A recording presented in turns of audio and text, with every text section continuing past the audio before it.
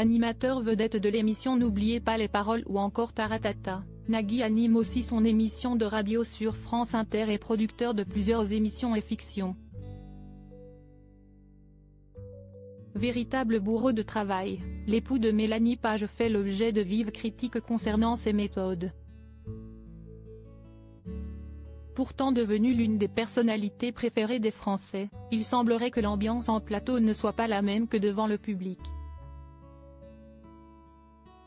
Télérama a souhaité interroger un panel de collaborateurs de l'animateur afin d'en dresser un portrait détaillé. Parmi les 40 personnes interrogées sous couvert d'anonymat, certains sont cash sur ce qu'il se passe.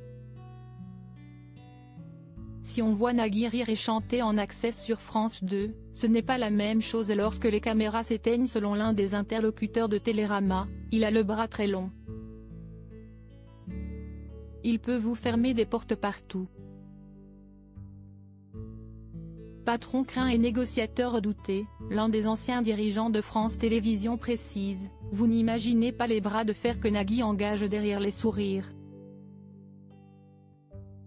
C'est un personnage assez terrifiant. Il est multimillionnaire grâce au service public, et le problème est là. Pourtant très reconnaissante envers ses collaborateurs, une autre personne interrogée explique que lorsqu'il a retrouvé des contrats, il réembauchait les personnes licenciées.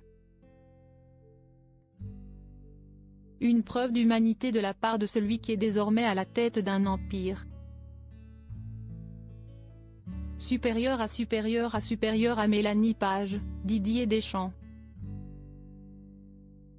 Découvrez qui sont les proches de Nagui quand il t'a dans le nez, tu n'existes plus. Nagui prône une méthode de travail drastique. Concentré, pointilleux et perfectionniste, il aime avoir la main sur tout ce qu'il fait et ne laisse rien au hasard.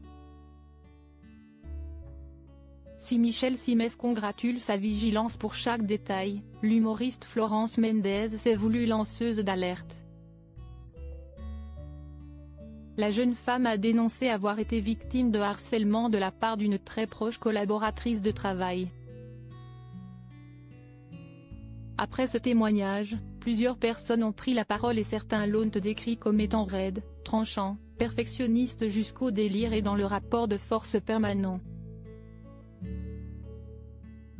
D'autres expliquent que l'animateur fait régulièrement des blagues jugées vulgaires ou dévalorisantes. Un témoin raconte, quand il t'a dans le nez, tu n'existes plus. Il peut être charmant, puis un jour, pour un détail, il t'insulte. C'est troublant, on passe par tous les états. Il se considère comme supérieur. Des propos auxquels Nagui n'a pas réagi. Article écrit en collaboration avec 6 médias. Crédit photo, Coadic Guirec.